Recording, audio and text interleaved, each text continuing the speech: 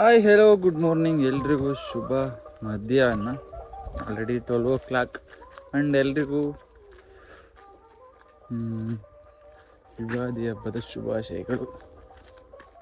ಇಲ್ಲಿದ್ದೀನಪ್ಪ ಅಂದರೆ ನೋಡ್ಬೋದು ಬ್ಯಾಕ್ಗ್ರೌಂಡ್, ನಮ್ಮ ತೋಟಕ್ಕೆ ಬಂದಿದ್ದೀನಿ. ಆಲ್ರೆಡಿ 1.5 months ಕೂಡ ಆಗಿದೆ ತೋಟಕ್ಕೆ ಬಂದು ಆ್ಯಂಡ್ ಊರಿಗೆ ಬಂದು. ಅಡಿಕೆ ತೋಟ ಫುಲ್ಲು ಒಂಬಾಳೆ ಬಂದಿದೆ ಗೈಸ್, ತೋರಿಸ್ತೀನಿ ರೀ. ಇವಾಗ ನೋಡೋಕ್ಕೆ ಅಡಿಕೆ ತೋಟ ಕ್ರೇಜಿಯಾಗಿ ಕಾಣ್ತಾ ಇದೆ. ಎಲ್ಲ ಮರದಲ್ಲೂ ಬಿಟ್ಟಿದೆ ಅಡಿಕೆ, ಯಾವ ಮರದಲ್ಲಿ ಇಲ್ಲ ಅಂತ ಇಲ್ಲ, ಎಲ್ಲ ಮರದಲ್ಲೂ ಅಡಿಕೆ ಬಂದಿದೆ. ನೀರು ಕೂಡ ಹೋಗ್ತಾ ಇದೆ. ನಮ್ಮ ಡ್ಯಾಡಿ ನೀರು ಆನ್ ಮಾಡ್ಬಿಟ್ಟು ಎಲ್ಲ ಹೋಗಿದ್ದಾರೆ. ಆ್ಯಂಡ್ ಹಲಸಿನ ಮರದಲ್ಲಿ ಹಲಸಿನಕಾಯಿ ಬಿಟ್ಟಿದೆ. ಯಾರೋ ಬೆಂಕಿ ಇಟ್ಟಿದ್ದಾರೆ ಅನಿಸುತ್ತೆ ಮೋಸ್ಟ್ಲಿ. ಒಂದು ಕಾಯಿ ಹೋಗ್ಬಿಟ್ಟಿದೆ ಗಾಯ್ಸ್. ಹಲಸಿನ ಹಣ್ಣು ಹೊಂಟೋಗಿದೆ, ಎಲ್ಲ ಸುಟ್ಟು ಹೋಗಿದ್ದಾವೆ ಹಲಸಿನಕಾಯಿ ಎಲ್ಲ. ನೋಡಿ ಹಿಂಗೆ ಮಾಡ್ತಾರೆ, ಬೆಂಕಿ ಹಾಕ್ಬಿಟ್ಟು ಎಲ್ಲ ಹಾಳು ಮಾಡ್ತಾರೆ. ಹಿಂಗೆ ಇಲ್ಲಿ ಕಡೆ ಹಿಂಗೆ ಏನೋ ಮಾಡೋಕ್ಕಾಗಲ್ಲ, ಹೊಟ್ಟೆ ಕಿಚ್ಚು ಜನ ಜಾಸ್ತಿ. ಅಡಿಕೆ ತೋಟಕ್ಕೆ ನೀರು ಹೋಗ್ತಾ ಇದೆ, ಬೇರೆ ಕಡೆ ತಿರುಗಿಸಿದ್ರು. ಸೊ ಬಂದೆ, ಎಲ್ಲಿಗೆ ಬಿಡೋದು. ನಮ್ಮ ಅಡಿಕೆ ತೋಟ ಈ ಸಲ ಫುಲ್ಲು ಒಂಬಾಳೆ ಬಿಟ್ಟಿದೆ. ಈ ಸಲ ತೋಟನ ಆಲ್ರೆಡಿ ಸೇಲ್ ಮಾಡಿಬಿಟ್ಟಿದ್ದಾರೆ. ಓಪ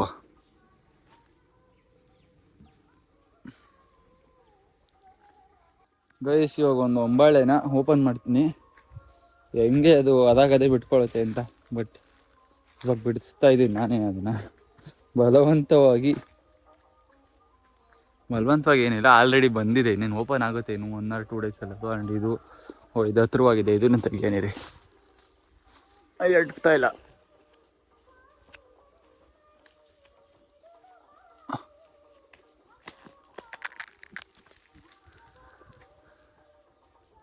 ಅಷ್ಟೇ. ಆ್ಯಕ್ಚುಲಿ ಬೇಸಿಗೆನಲ್ಲಿ ಒಂದೊಂದು ನಾವೇ ತೆಗೆದುಬಿಡ್ತೀವಿ, ಯಾಕಂದರೆ ಬಿಸಿಲು ಬೇಗೆ ಅದು ಏನಾಗುತ್ತೆ, ಒಳಗಡೆನೆಲ್ಲ ಇದಾಗ್ಬಿಟ್ಟು ಒಂಬಾಳೆ ಕಾಯಿ ಬಿಡೋದಿಲ್ಲ, ಹೋಗ್ಬಿಡುತ್ತೆ. ಫುಲ್ಲು ಒಂಬಾಳೆ ಬಂದಿದೆ ಈ ಸಲ. ನನಗೆ ಸಿಕ್ಕಾಬಿಟ್ಟೆ ಖುಷಿ ಆಗ್ತಿದೆ. ಲಾಸ್ಟ್ ಟೈಮ್ ಬಂದಾಗ ಅಷ್ಟು, ಅಂದರೆ ಹೋದ ವರ್ಷ ರೀಸೆಂಟಾಗಿ ಅಷ್ಟು ಒಂಬಾಳೆ ಬಿಟ್ಟಿರಲಿಲ್ಲ. ಈ ವರ್ಷ ತುಂಬ ಚೆನ್ನಾಗಿ ಬಂದಿದೆ ಒಂಬಾಳೆ. ಇಲ್ಲೇ ಹಾಕ್ಬಿಟ್ಟು ಹೋಗಿದ್ದಾರೆ ನಮ್ಮ ಡ್ಯಾಡಿ ಗುದ್ಲಿ. ಮುಂದಕ್ಕೆ ನೀರು ಬಿಡೋಣ ನೀರಿ ಗಾಯ್ಸ್. ರೈತರು ಮಕ್ಕಳಾಗಿ ನಾವು ಎಲ್ಲ ಕೆಲಸನೂ ಮಾಡ್ತೀವಿ.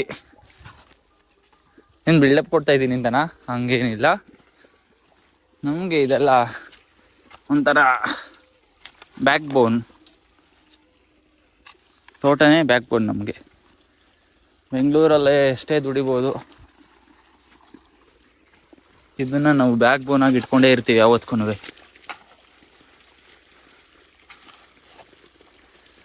ಇದರಿಂದನೇ ಅದು ನಮಗೆ, ಅದರಿಂದ ಇದಲ್ಲ. ಏನು ಅಗ್ರಿಕಲ್ಚರ್ ಇಸ್ ಫ್ಯೂಚರ್ ಅಂತ ಹೇಳ್ತಾರಲ್ಲ, ಇವಾಗ ಎಷ್ಟೇ ದುಡಿದ್ರೂ ಮುಂದಿನ ಒಂದು ಕಾಲಕ್ಕೆ ಎಲ್ಲ ಬಿಟ್ಟು ಈ ಕಡೆ ಬರಲೇಬೇಕಾಗುತ್ತೆ.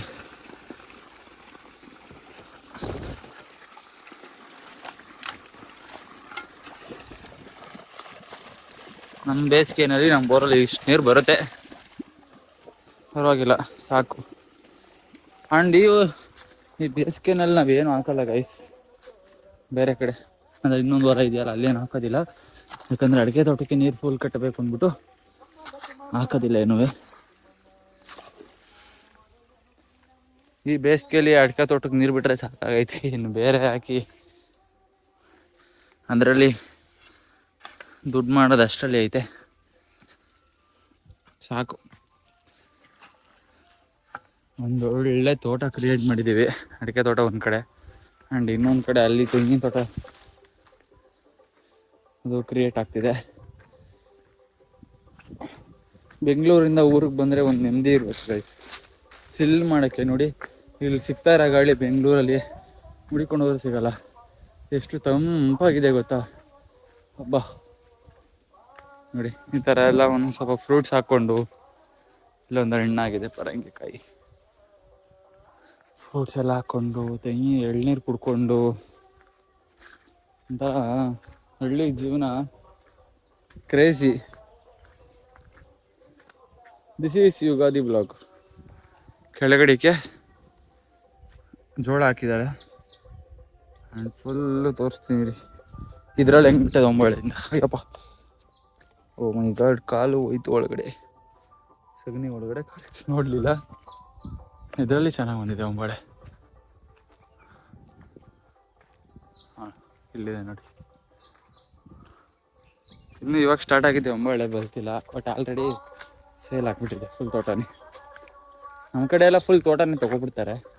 ಯಾರು ನಾವು ಕಿತ್ತು ಮಾರೋದು ಅದೆಲ್ಲ ಮಾಡೋದಿಲ್ಲ. ಅಡಿಕೆನ ಫುಲ್ ತೋಟನೇ ಕೊಟ್ಬಿಡ್ತಾರೆ. ಎಷ್ಟು ಕೊಟ್ಟಿದ್ದಾರಪ್ಪ ಅಂದರೆ ಇಷ್ಟು ತೋಟನ ಒಟ್ಟು 600 ಪ್ಲ್ಯಾಂಟ್ಸ್ ಇದ್ದಾವೆ. ಗೊತ್ತಿಲ್ಲ, ನಮ್ಮ ಡ್ಯಾಡಿ ಕೊಟ್ಟಿರೋದು ಅವ್ರದ್ದು, ನಾನು ಅದೆಲ್ಲ ಕೇಳಕ್ಕೆ ಹೋಗಲ್ಲ. ಬಟ್ ಸೇಲ್ ಮಾಡಿದ್ದೀನಿ ಅಂತ ಅಂದು ತೋಟನ ಒಂದು 3-4 ಟೈಮ್ಸ್ ಕುಯ್ಕೊತಾರೆ. ಇದನ್ನೆಲ್ಲ ಫುಲ್ಲು ಒಂದು 4 ಸಲ ಬರುತ್ತೆ ಅಲ್ಲಿ, ಅದನ್ನೆಲ್ಲ ಫುಲ್ ಕುಯ್ಕೊತಾರೆ. ಇನ್ನೂ ನೆಕ್ಸ್ಟ್ ಈ ವರ್ಷಕ್ಕೆ ಸ್ವಲ್ಪ ಕೊಟ್ಟರು ಯಾವ್ದಾದ್ರು ನೆಕ್ಸ್ಟ್ ವರ್ಷಕ್ಕೆ ಫುಲ್ಲು ಜಾಸ್ತಿ ಬರುತ್ತೆ, ಅವಾಗಿನ್ನೂ ಜಾಸ್ತಿ ಕೊಡ್ತಾರೆ. ಈ ಥರ ಒಂದು 2 ಎಕರೆ 1000 ಅಡಿಕೆ ಗಿಡ ಮಾಡಿಕೊಂಡ್ರೆ ವರ್ಷಕ್ಕೆ ಒಂದು 10ರಿಂದ 15 ಲಕ್ಷ ಫಿಕ್ಸ್. ಚೆನ್ನಾಗಿ ಸ್ವಲ್ಪ ನೀರು ಗೊಬ್ಬರ ಮೇಂಟೈನ್ ಮಾಡಿದ್ರೆ ವರ್ಷಕ್ಕೆ 15 ಲಕ್ಷ ಫಿಕ್ಸ್ ಅಂದ್ಕೊಳ್ಳಿ, ಪಕ್ಕ 100% ಗ್ಯಾರಂಟಿ. 5 ಇಯರ್ಸ್ ವೆಯ್ಟ್ ಮಾಡಬೇಕಾದ್ರೆ. ಏನು ಇನ್ವೆಸ್ಟ್ಮೆಂಟು ನಿಮ್ಮದೇ ಹೊಲ ಇದ್ದರೆ ಒಂದು 2 ಎಕರೆ ನೋಡಪ್ಪ, 1 ಎಕರೆಗೆ 1000 ಹಿಡಿಯುತ್ತೆ. ಅಲ್ಲ, 1 ಎಕರೆ ಹಿಡಿಯಲ್ಲ ಆ್ಯಕ್ಚುಲಿ, ಚಿಕ್ಕದು ಹಾಕಿದ್ರೆ ಟ್ಯಾಕ್ಟ್ರ ಹೊಡೆಯೋಕ್ಕಾಗೋದಿಲ್ಲ. ಒಂದು 2 ಎಕರೆಗೆ 1-1.5 ಅಡಿಕೆ ಗಿಡ ಹಿಡಿಯುತ್ತೆ. ಡಿಪೆಂಡ್ಸ್, ನೀವು ಹಾಕೋದ್ರ ಮೇಲೆ ಹೋಗುತ್ತೆ. 8 ಅಡಿಗೆ 6 ಅಡಿಗೆ ಹಂಗೆ ಎಲ್ಲ ಹೋಗ್ತಿದೆ. ನೀರೆಲ್ಲ ಹಾಕೋದ್ರ ಮೇಲೆ ಹೋಗುತ್ತೆ. ಆ್ಯಂಡ್ 5 ವರ್ಷ ಸ್ಟಾರ್ಟಿಂಗಲ್ಲಿ ಎಷ್ಟಪ್ಪ ಅಂದರೆ 1-2 ಲಕ್ಷ ನಿಮ್ಮದೇ ಇದ್ದರೆ, ಬೋರ್ ಇದ್ದರೆ. ಬೋರ್ ಇಲ್ಲ ಅಂದರೆ ಬೋರ್ ಕೊರೆಸಿ ಅದಕ್ಕೆ ಮೋಟ್ರ್ ಬಿಟ್ಟು ಟೇಸಿ ತೊಗೊಂಬಂದು ಲೈನ ಆನ್ ಮಾಡಿ ಹೊಲಕ್ಕೆ ನೀರು ಬಿಡೋಷ್ಟೊತ್ತಿಗೆ ಒಂದು 4-5 ಲಕ್ಷ ಆಗುತ್ತೆ. ಇನ್ನು ಅಡಿಕೆ ತೋಟ ಎಲ್ಲ ಸೇರಿ ಒಂದು 6-7 ಲಕ್ಷ ಆಗುತ್ತೆ. ಅಡಿಕೆ ಸಸಿಯಲ್ಲಿ ಹಾಕೋಕ್ಕೆ ಒಂದು 6-7 ಲಕ್ಷ,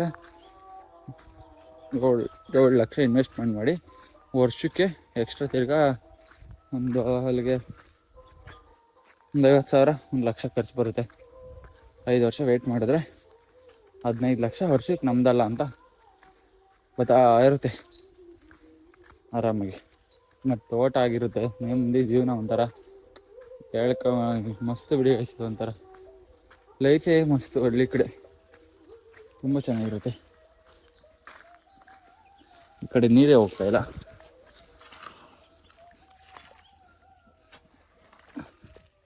ಆಲ್ರೆಡಿ ಮಳೆ ಬಿದ್ದಿದೆ ಮೊನ್ನೆ ಜೋರು ಮಳೆ. ಬಟ್ ಇನ್ನು ಸ್ವಲ್ಪ ಅಡಿಕೆ ಗಿಡಕ್ಕೆ ಚೆನ್ನಾಗಿ ನೀರು ಇದಕ್ಕೆ ಬೇಸಿಗೆಯಲ್ಲಿ ಸಿಕ್ಕಾಪಟ್ಟೆ ನೀರು ಬೇಕಾಯ್ತು. ಅದೊಂದು ಮೈನು.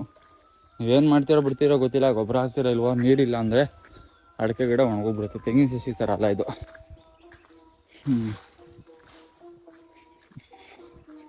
ಇವತ್ತಿನ ವ್ಲಾಗ್ನ ಇನ್ನೂ ಕಂಟಿನ್ಯೂ ಮಾಡೋಣ.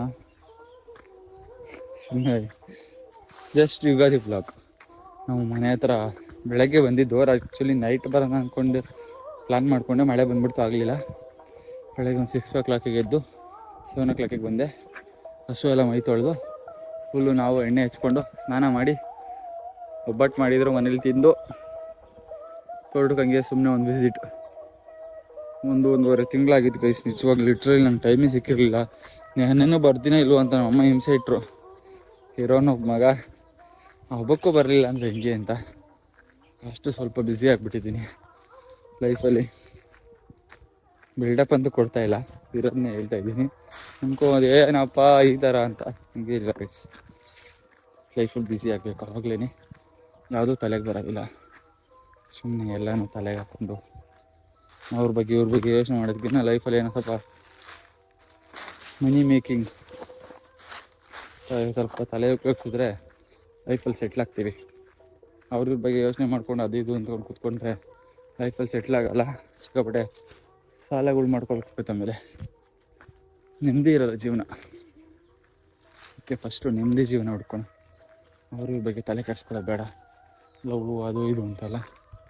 ನಮ್ಮ ಕಡೆ ಎಲ್ಲ ಫುಲ್ ಅಡಿಕೆ ತೋಟ ಮಾಡ್ತಾಯಿದ್ದಾರೆ. ಇಲ್ಲೂ ನೋಡ್ಬೋದು, ಇಲ್ಲೂ ಇದೆ ಅಡಿಕೆ ತೋಟ, ಅವ್ರದ್ದು ಬಂದಿದೆ ಆಲ್ರೆಡಿ. ಇವರೆಲ್ಲ ನಮಗಿನ್ನ ಒಂದು ವರ್ಷ ಲೇಟಾಗಿ ಹಾಕಿದ್ದು, ಬಟ್ ಅವ್ರದ್ದು ಬಂದಿದೆ. ಅವ್ರು ಸ್ವಲ್ಪ ಚಿಕ್ಕ ಗಿಡ ಹಾಕಿದ್ರು, ಅವರು ಚೆನ್ನಾಗಿ ಮೇಂಟೈನ್ ಮಾಡಿದ್ದಾರೆ.